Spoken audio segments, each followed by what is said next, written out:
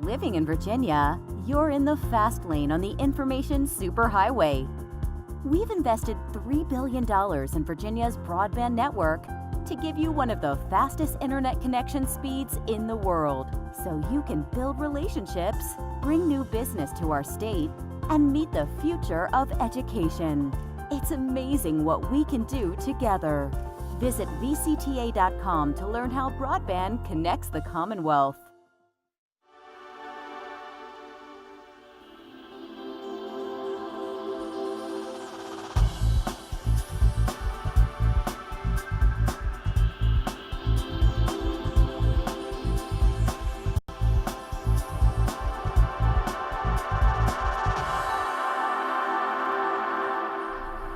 From the General Assembly and the City of Richmond, I'm Woody Evans for Cable Reports, brought to you by the Virginia Cable Telecommunications Association and Comcast, connecting Virginians to their government. Senator Jen McClellan, good to see you. Good to see you. Second full week, lots of things happening. How are things panning out from your perspective so far? There's some good and some bad. The Senate passed the ERA ratification resolution, but it died in a subcommittee in the House. We still are hoping to resurrect it in the full committee and get it to the floor. But that was sort of the first thing we did. And I've had about 4 or 5 bills passed. I've had about 2 or 3 killed. So a lot happening. We can talk about all of those things in more detail, but I did want to talk to you about an article that appeared in the Richmond Times-Dispatch recently chronicling the sordid history of Virginia in terms of lynchings. Yes. So the King, the Dr. Martin Luther King Jr. Commission that I chair, our big project that we launched is Lynching in Virginia project, where we will pull together in one place all of the information on documented racial terror lynchings that occurred in the Commonwealth. We will do what we can to add to that research, because most of the research now is based on mainstream newspapers of the day. But we have access through the State Library to John Mitchell's papers, and probably he documented more in his paper. We will also work with the Equal Justice Initiative to help coordinate their efforts in the Community Remembrance Project. The monument that they built to lynching in Montgomery has smaller versions of each of the pillars that local communities can bring back to memorialize the lynchings that occurred there. So we'll work with them on that. They're also doing soil collections. And then the Department of Historic Resources, which does the highway marker program. The first highway marker related to an African American lynching was just approved in September in my district. It will be unveiled in Charles City County by the courthouse where a lynching occurred there. And so we will work with DHR to identify other sites to put markers. And then this session we are sponsoring. I'm doing it in the Senate side, and Delegate Dolores McQuinn in the House side. We have a resolution that acknowledges and expresses profound regret on behalf of the General Assembly that racial terror lynchings occurred in the Commonwealth. So it's an ambitious project. We also hope to host community conversations in some of the communities where lynchings occurred to talk about how those lynchings still impact that community today, because it wasn't just the victim and their family that was impacted, it was entire communities. And really to make sure that as we are commemorating the 400th anniversary of the first recorded Africans coming to Virginia, that we are telling a complete story of the African American experience in Virginia over those 400 years. So what kind of reception have you gotten so far from your colleagues in terms of that resolution? Most have been positive. I shared the resolution with Speaker Cox before session started, and he said that he thought it was the right thing to do.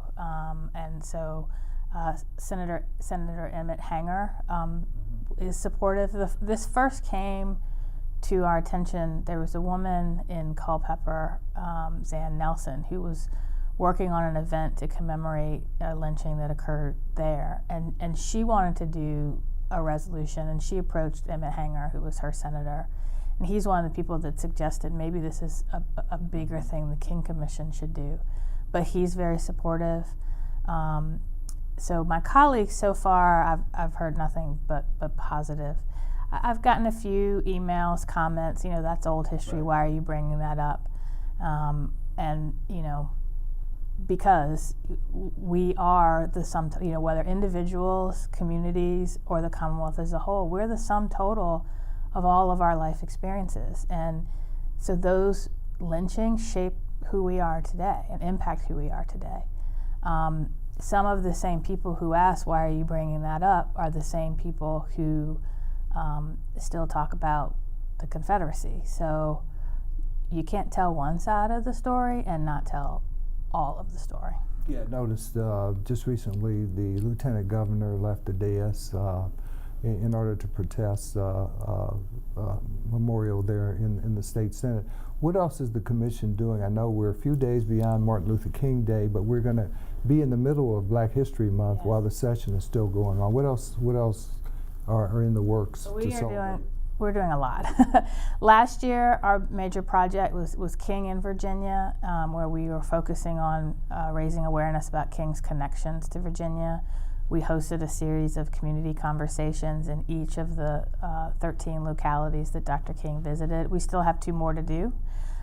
So we're going to be doing one in Hopewell and one in Dinwiddie earlier this year. He was in both of those localities in March. So we're trying to schedule it close to the anniversary of when he was there. We are still working on our monument to emancipation and freedom, which, if all goes well, will be completed and installed on Browns Island this December. Where's Browns Island? So Browns Island is an island in the James River, downtown Richmond, sort of around between 5th and 10th Streets. We chose that site because that is where Six Mount Zion Church was the first Black church founded after the Civil War, was founded in an abandoned Confederate horse stable. And their pastor, John Jasper, gave a very famous sermon across the Commonwealth, including 2 members of the General Assembly from that church. And we wanted a place that had a connection to African American history. So the commission chose that site back when Henry Marsh was chair. So we've been working on this since 2011.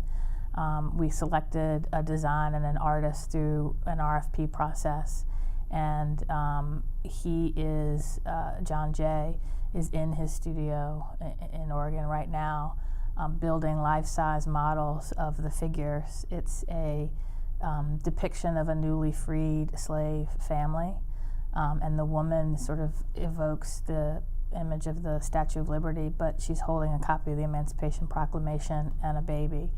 And then on the base, on one side, we will depict and have brief biographical information about 5 African American Virginians who fought against slavery. And on the other side will be 5 African American Virginians who fought for equality and freedom. We had a public nominations process. We had a total of 10 public hearings around the state to narrow down who those 10 people would be. And we intentionally chose people who are not already recognized either through a monument or some other prominent way. We wanted geographic diversity. We wanted as many women as possible. So we have Nat Turner, Gabriel, William Harvey Carney, Mary Bowser, Dred Scott are the 5 who fought against slavery. And then John Mercer Langston, John Mitchell, Wyatt T. Walker, Lucy Sims, and Rosa Dixon Bowser are the 5 who fought for equality. Well, we'll keep abreast of all of those developments. Thank you for your continued work on that. Absolutely, thank you. Back to the Equal Rights Amendment. There were a lot of people here Monday. It was lobby day. There was quite a contrast because you had passionate people on both sides in terms of the Equal Rights Amendment. You also had the gun lobby here. Yes. What were some of the discussions around the Equal Rights Amendment in terms of opposition? I've heard a few things. One, it would only be symbolic because it had to pass by a certain date. That was one. The other, there are all these unintended consequences that will occur. Women will be able to go bare-breasted in public. These kinds of arguments were being made. Yeah. So on the timing, Congress did pass a deadline, but there is a question over legally whether they could do that, since the Constitution spells out what the amendment process is. But there is legislation in Congress to get rid of that deadline anyway. We've had constitutional amendments that, at least one that it took 100 years to ratify. So it's not just symbolic. I think it when the 38th state ratifies, it will become part of the Constitution. There's a lot of fear-mongering about what the ERA means. And to be clear, the 14th Amendment, because it does not expressly include on the basis of sex, and the Supreme Court has said that, but it does include race, religion, and national origin. The court has said that doesn't mean states can't treat people differently based on those protected classes. It means if you're going to, you have to have a compelling state reason, and your law has to be narrowly tailored to meet that. But for women, for gender, because that's not included in the 14th Amendment, the case law it's a different standard. It's an intermediate standard. It's a lot harder to prove discrimination as a result. It's between rational basis and compelling state interest. Yes, yeah. Yes. So the Equal Rights Amendment will put gender on the same protected class footing as race, religion, and national origin. Legally, that's what it does. So, but the opposition has tried to conflate abortion issues, LGBTQ issues, and Dick Black basically said, now you'll have boys and girls sharing dorm rooms on college campuses. Well, no, you won't. The draft, they always say, well, now women will be drafted. Well, the Department of Defense, right now we don't have a draft, but the Department of Defense has already said if it comes back, women should be included. And again, if you meet the standard, it shouldn't matter whether you're a man or a woman. That's the case in Israel, for example. Yeah, and there are women in combat now. Right. And so I think a lot of the arguments we hear about the unintended consequences just are wrong. And then you have people who say, well, we don't need it because women are already protected in the Civil Rights Act. Well, laws can change or be expired, but the Constitution grants rights that can't be changed on the whim, the political whim. So I do think it's necessary, and it's long past time. Something that has to change fairly quickly here in the General Assembly is addressing the Tax Cut Jobs Act that Congress passed, and whether we're going to conform with the federal law. Why is that so important?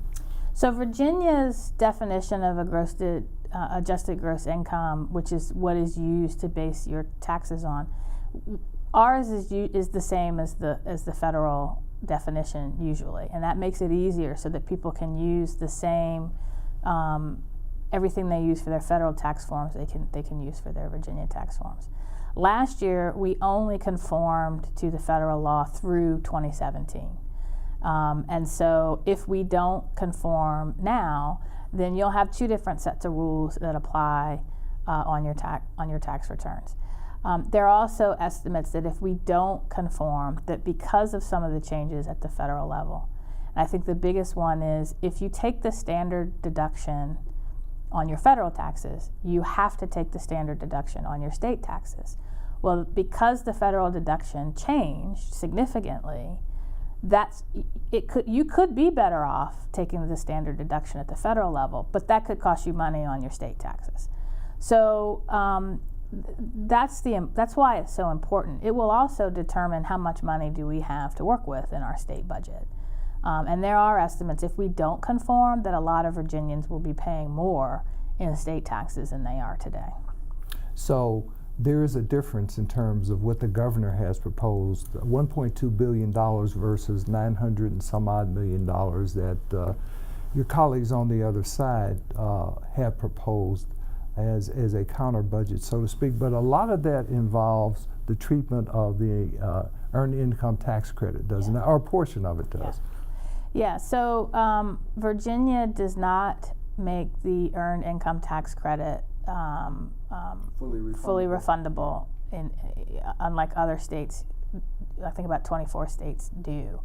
And so the reason the governor put that in is the federal tax law had a lot of tax breaks for the wealthy corporations and not very much for lower income people and working people. And so the governor felt if we're going to do conformity, we need to do some tax relief for those working Virginians who didn't see any benefit from it. And there are a significant number of people who would benefit from that. Now, there's another constitutional amendment of varied iterations dealing with either a bipartisan or a nonpartisan redistricting commission, and of course this issue has been around for quite a while now. We've had, 5 years ago that the congressional lines were redrawn as a result of racial gerrymandering Yes, about 5 years ago, yeah. and now we just learned today that the federal district court adopted the master's map, which will effect changes at the local level, at least in terms of the House of Delegates. So this issue seems to have gathered a little bit more steam. It's time for something to be done. Do you have hope that a bipartisan or nonpartisan commission will be created?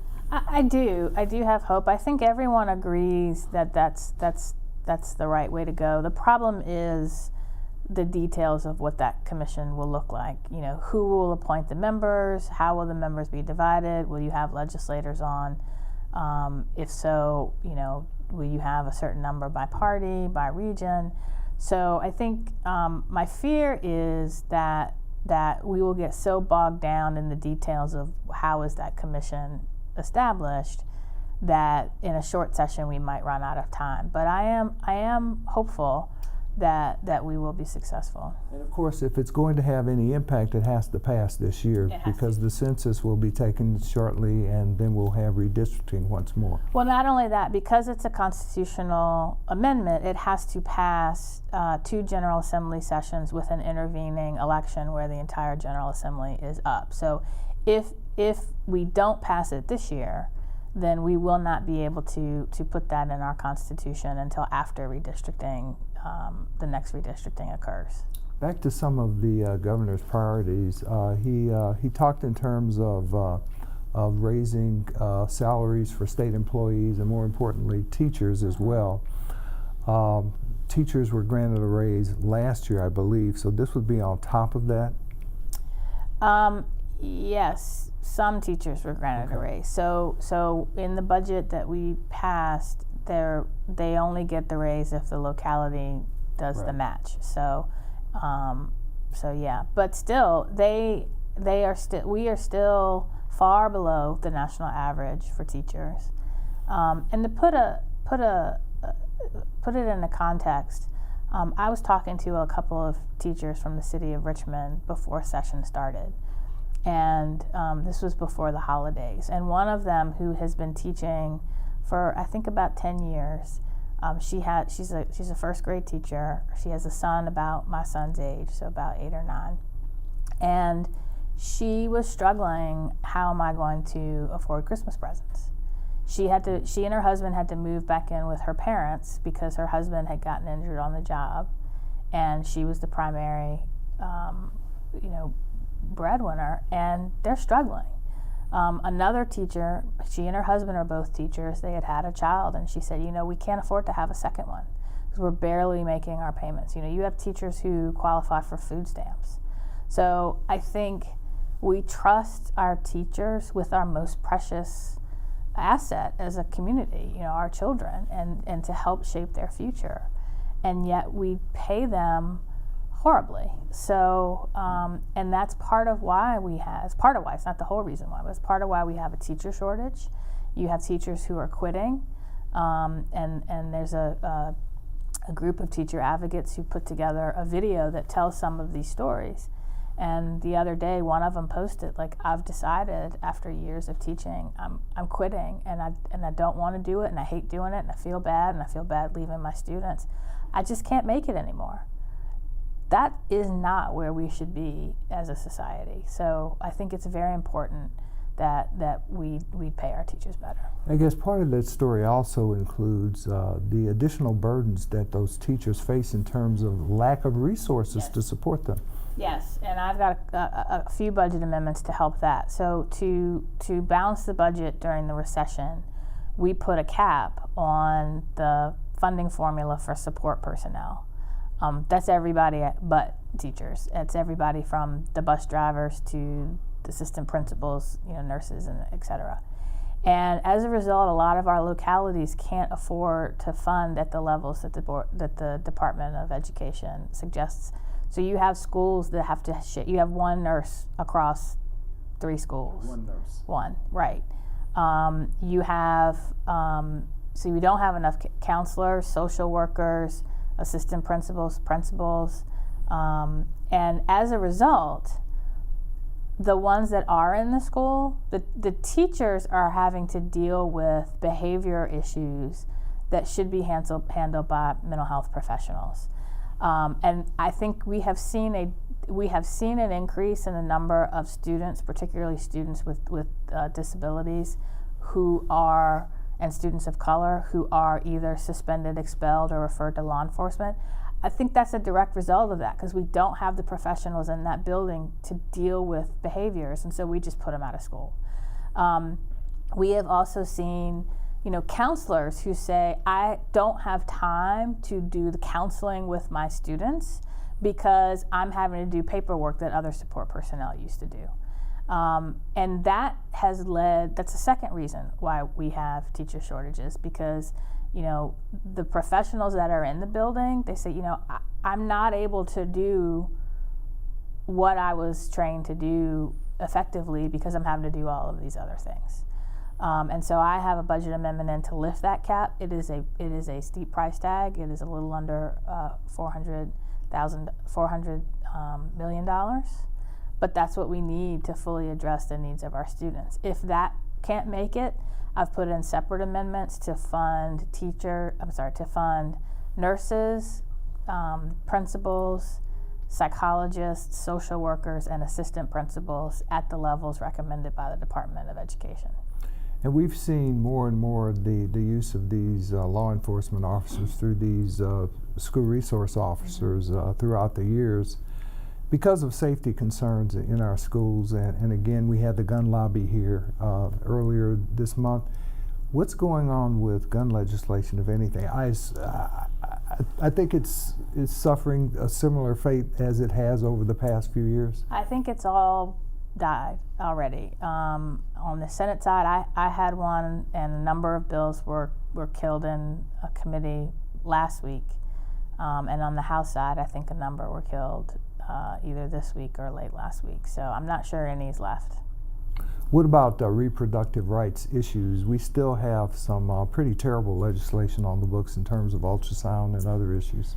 We do, and I introduced what I'm calling the Repeal Act that would have removed a lot of those restrictions, including the ultrasound restriction, the trap laws, the mandatory waiting period, and that failed in committee. There was another bill that Senator Jennifer Boysko had and Delegate Charnel Herring that would have enshrined a woman's reproductive health rights in state law in case the Supreme Court overturns Roe versus Wade, which we just had the 46th anniversary of, and those all failed.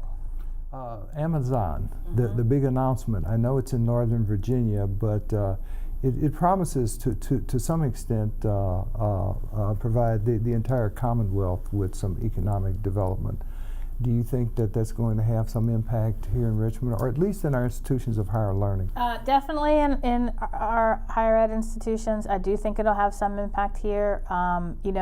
Northern Virginia accounts for a significant amount of our state tax revenue, and so the better they do, the better we all do. You'd be surprised how many people commute from Richmond to Northern Virginia for work, so it wouldn't surprise me to see some Richmonders work there. And I think, I don't remember all the details of the package, but some of the spending that is going to happen with research facilities at our higher ed institutions definitely will impact the city and the Commonwealth as a whole. Well, I hope none of those people who commute to Northern Virginia are either contractors or federal employees these days. Yeah, that, they're really hurting. I think to see people lined up for blocks at basically a soup kitchen in our nation's capital is horrifying. And here, the money for SNAP benefits runs out in Those February. Are food stamps, yes, food stamp money runs out, and so funding for as what got wrapped up in the shutdown, the Violence Against Women Act expired, and funding that goes to some of our domestic violence organizations and shelters is about to run out. It's everything from there's trash piling up that in our parks and waste, and that there's a real danger that some of the animals in our parks and some of our natural resources can be damaged.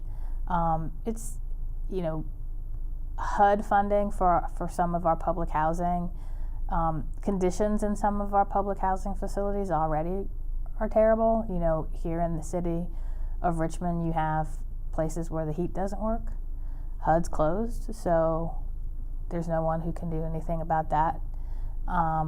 It's awful, and it's the longest ever. And it's somebody's got to be an adult and put an end to it. Just the last couple of minutes we have here, I wanted to talk to you a little bit about economic development, especially in terms of the Port of Richmond. I saw an article recently about an express barge that goes between the Port of Richmond and Roanoke.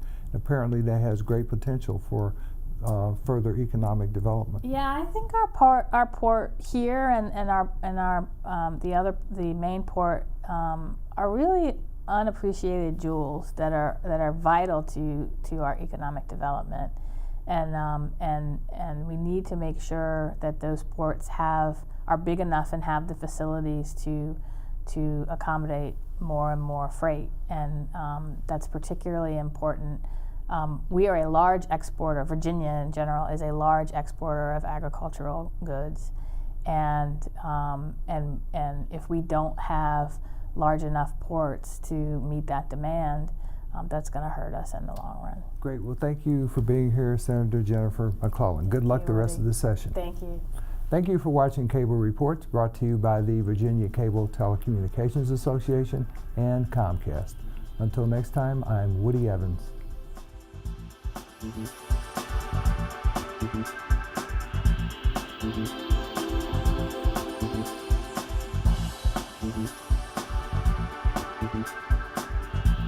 Mm-hmm.